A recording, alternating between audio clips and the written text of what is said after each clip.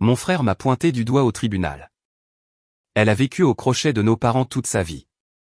Puis il m'a accusé de fraude successorale. Mon avocat a discrètement placé une enveloppe scellée du Pentagone sur le bureau du juge. Je m'appelle Sabrina King. J'ai 38 ans.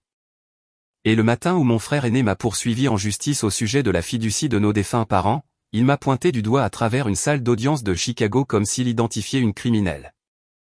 Elle a vécu au crochet de nos parents toute sa vie, a-t-il dit au jury. Puis il m'a accusé d'avoir manipulé notre père, d'avoir caché l'argent de la succession et d'avoir volé un avenir qui lui appartenait. Je n'ai pas interrompu. J'ai ignoré les journalistes qu'il avait invités et j'ai regardé mon avocat porter une enveloppe scellée de couleur vert olive jusqu'au bureau du juge. Un sceau délavé du Pentagone barrait le rabat, et 3 signatures couraient sur la bande de sécurité. La confiance de mon frère s'est évanouie avant même qu'elle ne soit ouverte. Le juge a lu la première page, s'est arrêté et a regardé vers le jury. Un juré a pâli. Il s'est mis debout et a balbutié, « Tout le monde, veuillez vous lever ».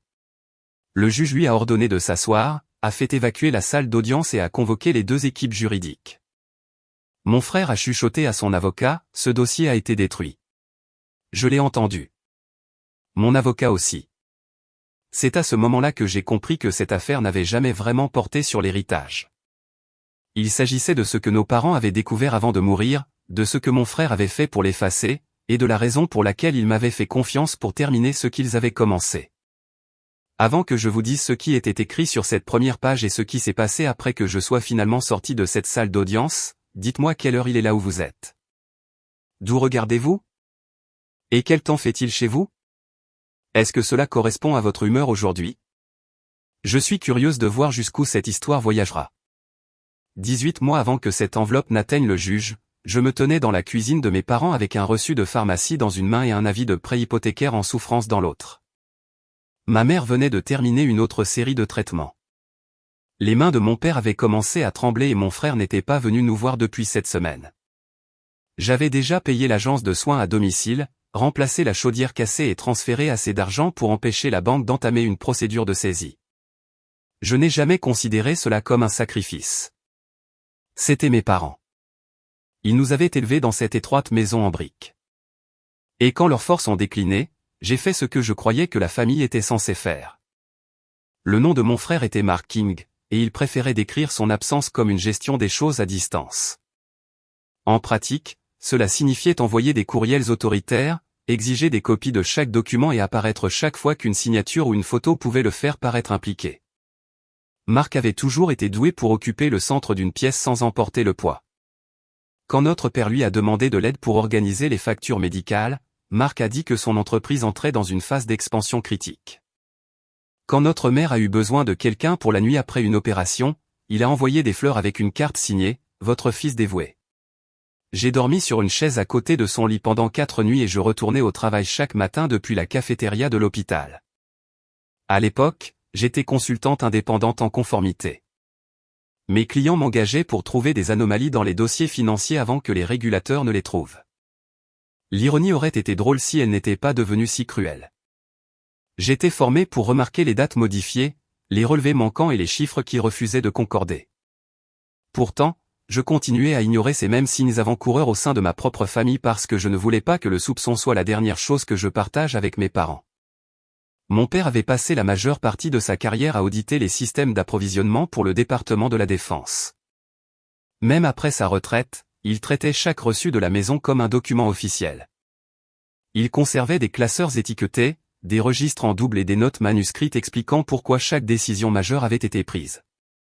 Il a également créé la fiducie de la famille King, qui détenait la maison, les comptes d'investissement et une participation majoritaire dans une petite entreprise de sécurité industrielle qu'il avait aidé à bâtir. La valeur totale était juste en dessous de 5 millions de dollars, mais mes parents parlaient rarement de ce chiffre. Ils se souciaient de 3 instructions. La maison ne pouvait pas être vendue tant que l'un d'eux était en vie. Leurs soins médicaux passaient en premier, et aucun des enfants ne devait profiter de l'affaiblissement de l'autre. Je croyais que ces instructions étaient claires. Mark les traitait comme des obstacles. Après la mort de ma mère, il est arrivé à la maison avant le lever du soleil avec 2 assistants et a commencé à mettre des dossiers en boîte. Il a dit qu'il protégeait la succession. Je l'ai trouvé dans le bureau de mon père en train de retirer le classeur de la fiducie d'une armoire verrouillée. Quand je lui ai demandé pourquoi, il a souri sans me regarder dans les yeux. Papa est confus, Sabrina. Quelqu'un doit se comporter en adulte. Notre père était en deuil, physiquement fragile et parfois lent à trouver ses mots. Mais il n'était pas confus. La semaine précédente, il avait corrigé de mémoire une erreur à 6 chiffres dans l'une des propositions commerciales de Marc. Quand je l'ai mentionné, Marc s'est penché si près que je pouvais sentir l'odeur du café sur son haleine. Tu n'as pas de mari, pas d'enfant et pas de véritable entreprise. Ne fais pas des soins que tu leur prodigues une carrière. J'aurais dû reconnaître cette phrase pour ce qu'elle était. Pas une insulte, mais une répétition. Quelques mois plus tard, après la mort de notre père, Marc a utilisé des mots presque identiques dans la requête qu'il a déposée contre moi. Il a allégué que j'avais isolé nos parents, manipulé la modification finale de la fiducie, me suis remboursé pour des frais de soins fictifs et ai dissimulé plus de 600 000 $. Il a demandé au tribunal de me retirer de mon poste de fiduciaire successeur, de geler tous les comptes de la fiducie, de lui en transférer le contrôle et de lui accorder des dommages-intérêts punitifs. En 48 heures, il a envoyé la requête à mes plus gros clients. 2 ont suspendu leur contrat. 1 a mis fin au mien. Les comptes de la fiducie ont été gelés. Les factures de soins à domicile que j'avais personnellement couvertes ne pouvaient pas être remboursées, et un journaliste économique local a publié un article avec l'expression « allégation de fraude successorale » dans le titre. Marc ne voulait pas seulement la fiducie. Il voulait que l'accusation devienne mon identité avant que je puisse y répondre. La première personne que j'ai appelée était un avocat recommandé par un ancien client. Je n'ai pas utilisé son nom la première fois que je lui ai raconté l'histoire. J'ai simplement dit que mon avocat m'avait écouté pendant près d'1 heure sans m'interrompre. Il s'appelait Elias Grant. Quand j'ai eu fini, il a posé une seule question. Votre père a-t-il jamais cru que les dossiers pouvaient être détruits? Je me suis souvenu des registres en double, de la mallette en métal verrouillée et de la façon dont papa disait que la vérité ne devrait jamais dépendre d'une seule copie. Non, ai-je dit. Elias a fermé la requête et a tapoté la signature de Marc. Bien. Alors votre frère a fait l'erreur de supposer qu'il est la seule personne à s'être préparé à la guerre. Elias a commencé par me demander d'oublier tout ce que Marc avait dit sur l'amour, la loyauté et l'équité. Nous n'allons pas prouver que vous êtes le meilleur enfant, m'a-t-il dit. Nous allons prouver ce qui s'est passé. Pendant 6 semaines, nous avons reconstruit les 3 dernières années de la vie de mes parents, une transaction à la fois. Je lui ai donné des relevés bancaires montrant que j'avais transféré 216 000 $ de mes propres comptes pour leurs soins médicaux, leurs prêts hypothécaires, leurs impôts et les réparations de la maison. J'ai trouvé des entrées de calendrier documentant les rendez-vous à l'hôpital, des factures signées par des infirmières et des courriels de travail envoyés à 3 heures du matin depuis le chevet de ma mère. Ce que nous ne pouvions pas trouver était tout aussi important. Plusieurs mois de relevés avaient disparu du portail de la fiducie. Le mot de passe de l'administrateur avait été changé 2 jours après les funérailles de ma mère. Une ligne de crédit de 380 000 $ avait été ouverte sur la maison à mon insu, même si la fiducie interdisait toute nouvelle dette sans l'approbation écrite des 2 parents.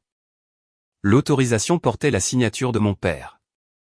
Je l'ai fixée jusqu'à ce que la forme du mensonge devienne évidente. La première lettre de son nom penchait en arrière. Celle de papa ne le faisait jamais. Elias l'a envoyé à un expert en documents judiciaires et m'a dit de ne pas confronter Marc. Cette retenue est devenue plus difficile lorsque l'affaire est arrivée à la phase de communication des preuves.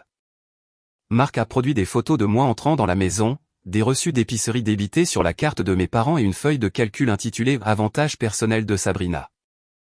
Il y listait la nourriture, l'essence, les services publics et les remboursements de soins comme si chaque repas que je préparais pour nos parents avait été un luxe que je m'offrais. Il a même inclus le coût d'un laissez-passer de stationnement de l'hôpital. Le total sur sa feuille de calcul était de 612 000 $, presque exactement le montant qu'il m'accusait d'avoir volé. Mais quand Elias a examiné le fichier source, il a trouvé des colonnes cachées. Marc avait ajouté le principal de l'hypothèque, les frais de traitement de ma mère et les réparations de la maison, puis les avait renommés paiements effectués pour moi. Il avait transformé l'argent que j'avais dépensé pour sauver la maison de nos parents en preuve que je les avais exploités. C'était la version de moi qu'il a présentée au tribunal, une fille célibataire, sans succès, qui s'était attachée à des parents vieillissants parce qu'elle ne pouvait pas subvenir à ses propres besoins. Le premier jour du témoignage, son avocat a affiché une photo de mon ancien appartement, presque vide à l'exception d'un bureau, d'une chaise pliante et de 2 cartons de déménagement. Marc a dit au jury que cela prouvait que je n'avais pas de vie stable. Je me suis souvenu de la nuit où cette photo avait été prise. J'avais déménagé la plupart de mes meubles dans la maison de mes parents parce que mon père ne pouvait plus monter les escaliers seul. La chaise pliante était l'endroit où je passais mes appels clients entre les alarmes de médicaments. Marc le savait. Il avait pris la photo en m'aidant à porter une lampe. Elle a construit un récit de dévouement, a-t-il témoigné. Mais le dévouement était son modèle économique. Les mots m'ont blessé plus profondément que je ne l'aurais cru, non pas parce que j'y croyais, mais parce que j'y reconnaissais notre enfance. Chaque fois que Marc gagnait, nos parents célébraient son talent. Chaque fois que j'endurais, tout le monde louait ma patience. Il était autorisé à devenir impressionnant. On attendait de moi que je devienne utile. Un flash du projecteur m'a ramené à la réalité alors que son avocat affichait la modification finale de la fiducie. Marc a affirmé que notre père l'avait signé alors qu'il était cognitivement diminué et que j'avais arrangé les témoins. La modification me nommait fiduciaire successeur, exigeait un audit indépendant avant toute distribution et suspendait les droits d'un bénéficiaire si la fraude, la coercition ou le vol contre la fiducie étaient prouvés. Elle ne me donnait pas plus d'argent. Elle me donnait plus de responsabilités et plaçait l'accès de Marc sous surveillance. C'est pourquoi il avait besoin qu'elle soit détruite. Pendant le contre-interrogatoire, Elias s'est approché de lui avec un seul registre d'hôpital. Vous avez témoigné avoir rendu visite à votre père tous les jours pendant le mois où cette modification a été signée. Correct? Marc a répondu oui. Elias a affiché des registres de voyage montrant que Marc avait passé 19 de ses 30 jours dans un complexe hôtelier au Nevada. Marc a dit qu'il avait géré les soins par téléphone. Elias a alors produit des relevés téléphoniques montrant seulement 2 appels à notre père, totalisant 11 minutes. Marc s'est agité sur sa chaise. Ma sœur contrôlait l'accès. Alors pourquoi, a demandé Elias, lui avez-vous envoyé un courriel pour lui demander dans quelle chambre se trouvait votre père? Le silence qui a suivi était différent du silence du début du procès. Ce n'était plus le jury qui attendait de me juger. C'était la salle qui commençait à le mesurer lui. Marc s'est suffisamment vite remis pour attaquer à nouveau. Il a dit que la carrière fédérale de notre père l'avait rendu paranoïaque, que l'exigence d'audit était la preuve d'un jugement déclinant et que j'avais encouragé ses craintes. Il m'a souri comme s'il avait enfin trouvé la lame qu'il voulait. Papa faisait plus confiance au système qu'aux gens, a-t-il dit. Sabrina a utilisé cette faiblesse. Elias est retourné à notre table et a posé une main sur l'enveloppe scellée qui reposait à côté de ses notes. Non, a-t-il dit doucement, juste assez fort pour que je l'entende. Votre père faisait confiance au système parce qu'il comprenait les gens.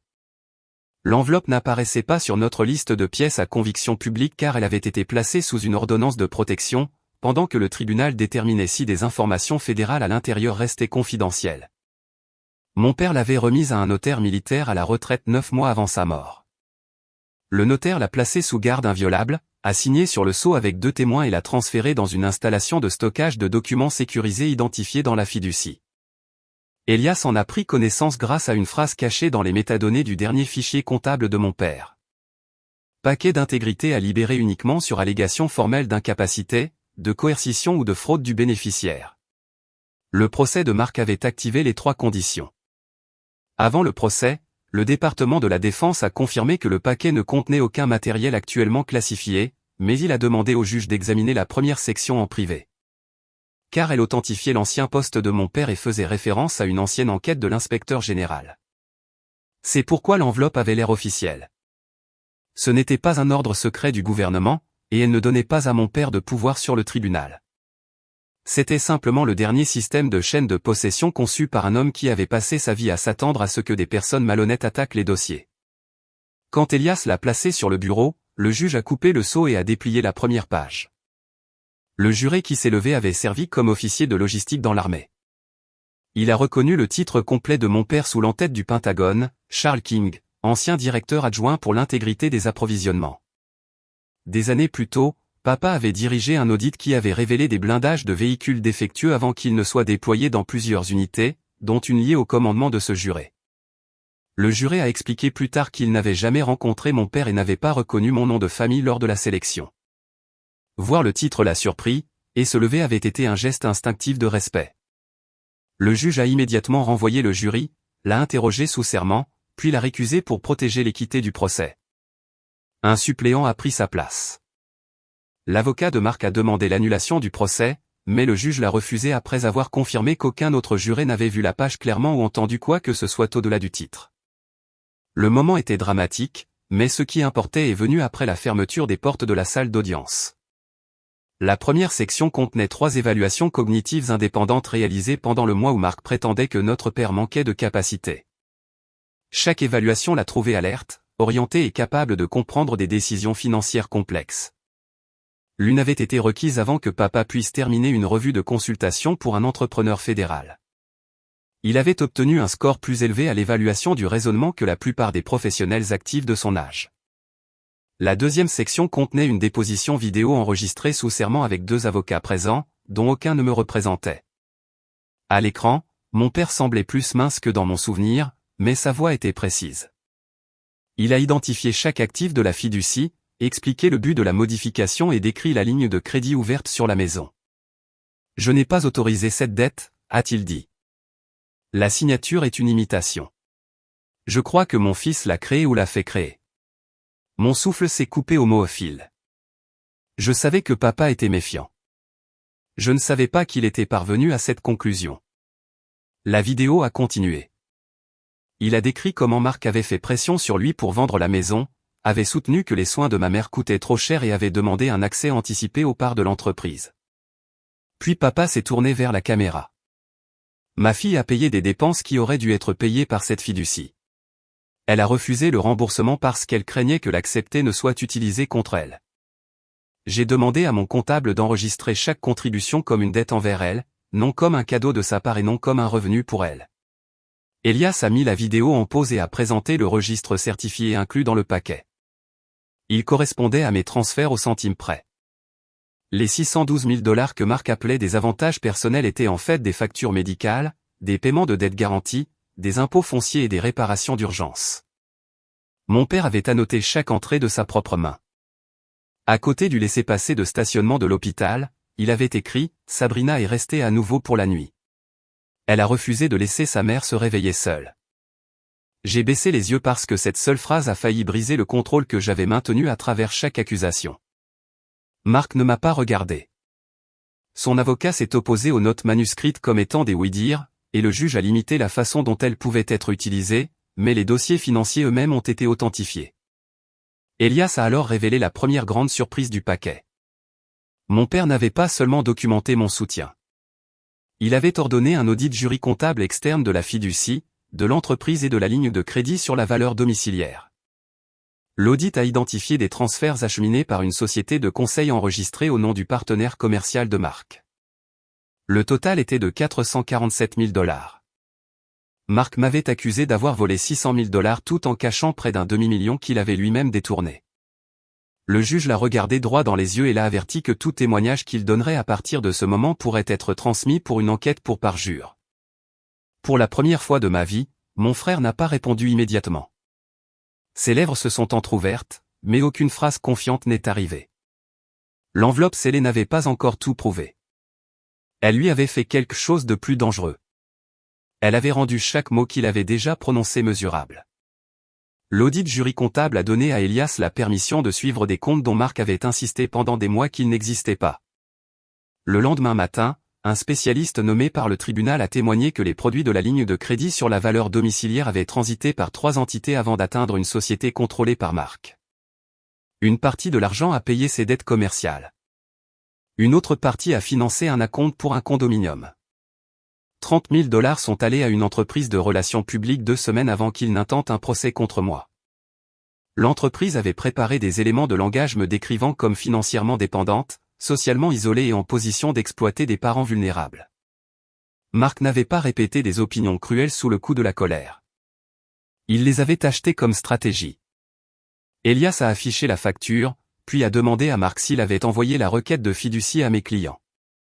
Marc a dit qu'il avait simplement répondu à des questions après que le dépôt soit devenu public.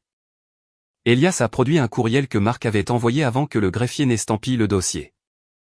L'objet était informations sur Sabrina King avant l'action en justice pour fraude de lundi. En pièce jointe se trouvait la requête non signée et les éléments de langage de relations publiques. Un des destinataires était le journaliste qui a publié l'article plus tard. Un autre était un client dont le contrat représentait près d'un tiers de mon revenu annuel. Vous avez fait circuler des allégations avant qu'elles ne soient déposées. Correct, a demandé Elias. Marc a fixé l'écran. Mon conseil s'est occupé des communications. Son avocat s'est levé si vite que sa chaise a heurté la balustrade. Privilège. Le juge a ordonné à Marc de ne répondre que sur ce qu'il savait personnellement. Il a admis avoir approuvé le courriel, mais a insisté sur le fait qu'il croyait que chaque allégation était vraie. C'est alors qu'Elias a ouvert l'archive de courriels récupérés de l'ancien conseiller financier de notre famille. J'avais rencontré ce conseiller des années auparavant, l'homme en qui mes parents avaient confiance pour expliquer les investissements sans qu'ils se sentent stupides. Dans les semaines qui ont suivi la mort de ma mère, il a cessé de répondre à mes appels. Sous assignation, il a admis que Marc lui avait promis un poste de gestionnaire de la fiducie si j'étais écarté. Les courriels entre eux étaient directs. Dans l'un, Marc écrivait « Une fois qu'elle sera classée comme dépendante, chaque paiement ressemblera à un vol ». Dans un autre, il demandait au conseiller de supprimer les notes de mon père du registre en ligne et de remplacer la phrase montant due à Sabrina par « avantage payé pour Sabrina ». Le conseiller a répondu « Ceci franchit une ligne ». Marc a répondu « Le gagnant décide où se trouvait la ligne ». Le jury a vu les dates, les entêtes de serveurs et les journaux de sauvegarde prouvant que les messages n'avaient pas été fabriqués. Marc a quand même essayé. Il a affirmé que quelqu'un avait accédé à son compte. Le spécialiste a montré que chaque courriel avait été envoyé depuis le réseau de son bureau en utilisant un appareil enregistré à son nom et confirmé par connexion biométrique. Il a ensuite affirmé que le conseiller avait mal interprété du sarcasme. Elias a lu le message suivant. Vends la maison dès que papa sera parti. Occupe Sabrina à se défendre. Le temps qu'elle lave son nom, la propriété appartiendra au groupe de développement. Il n'y a pas eu de rire dans la salle d'audience, pas de halètement, pas même un murmure. La cruauté était trop organisée pour le spectacle. Je me suis souvenu de Marc aux funérailles de notre père, une main sur mon épaule pendant qu'il disait aux parents que nous honorerions ensemble les souhaits de papa. Ce même après-midi, selon l'horodatage, il avait envoyé par courriel à un promoteur des photos de la maison et demandé à quelle vitesse un occupant pouvait être expulsé après un litige de fiducie. J'étais l'occupante. Il avait planifié mon expulsion tout en acceptant des condoléances à mes côtés. Elias a ensuite présenté un document qui rendait le complot plus grand que l'héritage. Pour obtenir la ligne de crédit, Marc avait soumis une copie de la carte d'identité fédérale de retraité de mon père et une lettre indiquant faussement que la dette soutenait un projet de consultation approuvé. Le système automatisé du prêteur a traité la demande comme étant liée à un travail contractuel fédéral et a accordé un examen accéléré. Mon père a découvert l'utilisation abusive lorsqu'un avis de vérification a atteint son ancien bureau du Pentagone. Il l'a signalé au bureau de l'inspecteur général du département de la Défense, qui a conservé la demande et en a envoyé une copie certifiée conforme dans le paquet d'intégrité. C'était la page que Marc croyait détruite. C'était aussi la raison pour laquelle son murmure au bureau du juge importait. Elias lui a demandé comment il savait que le dossier avait jamais existé. Le visage de Marc s'est crispé. Papa me l'a dit. La déclaration enregistrée de votre père dit qu'il ne vous a pas confronté parce que les enquêteurs lui ont conseillé de ne pas le faire. Alors Sabrina me l'a dit. Ma cliente n'était pas au courant du rapport jusqu'à ce que ce paquet soit ouvert. Marc a jeté un coup d'œil à son avocat, mais l'avocat regardait par terre. Elias a attendu. La réponse est sortie plus petite que toute voix que j'avais entendue de mon frère. J'ai trouvé un avis. Où? Dans le bureau de papa. Le bureau dans lequel vous avez témoigné ne jamais être entré sans permission. Marc n'a pas répondu. Le juge lui a ordonné de répondre. Il a finalement admis qu'après les funérailles de notre mère, il avait fouillé l'armoire verrouillée et enlevé plusieurs dossiers.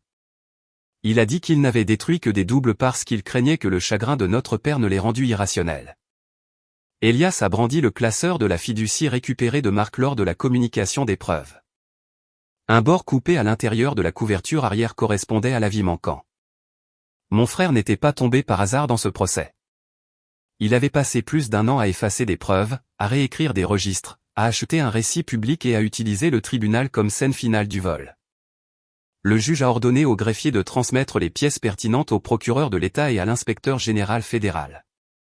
L'avocat de Marc a demandé une suspension de séance. Avant de partir, Marc s'est tourné vers moi et a articulé silencieusement, « C'est toi qui as fait ça ». Je l'ai regardé dans les yeux et j'ai secoué la tête. J'avais passé des années à le protéger des conséquences de qui il était. Tout ce que j'avais fait maintenant, c'était d'arrêter. Quand Elias m'a dit que je pouvais témoigner, je m'attendais à ressentir du soulagement. Au lieu de cela, j'ai ressenti le vieil instinct de tout minimiser. Je voulais dire que l'argent n'avait pas d'importance. Les insultes ne m'avaient pas blessé, et j'avais aidé nos parents parce que n'importe qui aurait fait de même. Mais cela aurait été un autre mensonge construit pour que Marc soit à l'aise. J'ai prêté serment et j'ai regardé le jury.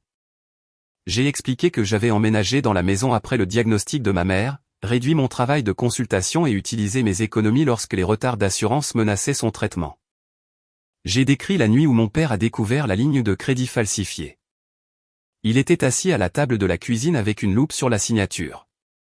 Je vous ai appris à tous les deux qu'un nom est une promesse, a-t-il dit. Je n'ai jamais appris à ton frère ce qui arrive quand il en brise une. Je l'avais exhorté à confronter Marc. Papa a refusé. Il a dit qu'une accusation sans preuve ne ferait qu'apprendre à une personne malhonnête où les preuves étaient faibles. Je pensais qu'il était froid. Je comprenais maintenant qu'il avait déjà commencé à construire le paquet. L'avocat de Marc a tenté de dépeindre mes soins comme du contrôle. Il a demandé pourquoi j'assistais aux réunions médicales, détenais des copies de mots de passe et restais dans la maison. Parce que ma mère ne pouvait pas se tenir debout sans aide et que mon père ne pouvait pas conduire en toute sécurité, ai-je répondu. Parce que la personne qui remettait en question mes motivations était généralement ailleurs. Il a demandé si je m'attendais à hériter de la maison. Non, je m'attendais à ce que mes parents vivent assez longtemps pour l'utiliser. Il a demandé si je détestais mon frère. J'ai regardé Marc avant de répondre. Elias a ensuite demandé au juge d'admettre la dernière section de l'enveloppe. Elle contenait une déclaration conjointe signée par les deux parents avant la dernière hospitalisation de ma mère, attestée par un conseil indépendant et enregistrée sur vidéo. Ma mère a parlé la première. Sa voix était faible mais indubitablement impatiente. Elle a dit qu'ils avaient regardé Marc transformer chaque acte de soin en compétition et chaque actif en preuve de son importance. Il m'avait aussi regardé m'excuser de n'avoir besoin de rien. Nous avons échoué avec nos deux enfants de différentes manières, a-t-elle dit. Mon père a ensuite expliqué la clause d'intégrité de la fiducie. Elle ne punissait pas un bénéficiaire pour avoir soulevé une préoccupation de bonne foi. Elle ne s'appliquait que si un tribunal constatait que le bénéficiaire avait falsifié des documents, détourné des actifs, fait sciemment de fausses déclarations pour prendre le contrôle ou détruit des dossiers de la fiducie. Si ces actes étaient prouvés, ce bénéficiaire perdait ses droits de gestion et toutes les distributions discrétionnaires. La partie perdue servirait d'abord à restaurer les fonds volés, à rembourser le bénéficiaire lésé et à payer les frais juridiques. Ce qui restait financerait un programme à but non lucratif pour les aidants familiaux et les anciens combattants confrontés à des dettes médicales. Marc avait passé le procès à soutenir que la clause était mon invention. Sur l'enregistrement, nos parents la décrivaient ligne par ligne. Puis mon père a brandi une copie scellée et a dit, « Marc, si tu vois ceci, on t'a donné toutes les chances d'arrêter avant que la vérité ne devienne publique. » Marc a baissé la tête. Les derniers mots de ma mère m'étaient adressés. Sabrina, ne confonds pas le pardon avec un accès continu. Tu peux te libérer de la colère sans rouvrir la porte. Et serré les lèvres, mais les larmes sont venues quand même, non pas parce que la déclaration me donnait la victoire, mais parce que ma mère avait vu le schéma que j'avais passé ma vie à prétendre qu'il n'existait pas. Elias a posé une dernière question. Pourquoi vous êtes-vous battu dans cette affaire? J'aurais pu dire pour la fiducie, la maison ou ma réputation. Parce qu'il utilisait mon silence comme preuve qu'il avait raison, ai-je répondu. J'avais besoin que le dossier montre que les soins ne sont pas de la dépendance, que la retenue n'est pas de la faiblesse, et qu'être de la même famille ne donne à personne la permission de vous détruire. En retournant à ma place. Je me suis demandé combien de fois j'avais appelé la reddition unpaid simplement parce que le conflit me faisait peur. Cette question m'a fait plus mal que les accusations de Marc, mais elle m'en a aussi libéré. L'enveloppe scellée avait atteint sa dernière page. Rien ne restait caché, sauf le prix que le tribunal lui ferait payer. Le jury a délibéré moins de 4 heures. Pendant ce temps, Marc a essayé de me parler dans le couloir du palais de justice. Son avocat s'était éloigné pour prendre un appel, et pendant un instant, nous étions seuls sous les lumières fluorescentes. Il ne s'est pas excusé. Il a dit que la famille pouvait encore contenir les dégâts si j'acceptais un règlement privé avant le verdict. Il a proposé de retirer sa plainte, de me laisser rester dans la maison pendant 5 ans et de cesser de contacter mes clients. En échange, je demanderai au tribunal de sceller les pièces à conviction et je dirai aux enquêteurs que notre père avait mal compris la demande de prêt. Même après chaque courriel, chaque dossier falsifié et la déclaration finale de nos parents, Marc croyait toujours que les conséquences étaient une négociation contrôlée par lui. Tu as essayé de me rendre sans abri, inemployable et publiquement coupable, ai-je dit. Maintenant tu veux de l'intimité parce que la vérité porte ton nom. Il m'a traité de vindicative. Je lui ai dit que j'en avais fini de traduire sa peur en ma culpabilité. Puis je suis retourné dans la salle d'audience sans accepter l'offre. Le jury a reconnu Marc coupable de fraude, de détournement, d'ingérence intentionnelle dans mes contrats et de diffamation. Il a estimé que sa conduite avait été délibérée et malveillante. Le juge a statué séparément sur la fiducie, l'a démis de toutes ses fonctions fiduciaires, a appliqué la clause d'intégrité et a ordonné une comptabilité complète des actifs liés à lui et à ses entreprises. Marc a été tenu de rembourser 447 000 $ plus les intérêts, de rembourser mes contributions documentées et mes frais juridiques, et de renoncer à sa part bénéficiaire en attendant la distribution finale selon les instructions de nos parents. Le jury a accordé des dommages-intérêts compensatoires pour les revenus et la réputation que j'avais perdus, puis a ajouté des dommages-intérêts punitifs suffisamment importants pour que l'avocat de Marc demande que le montant soit réduit.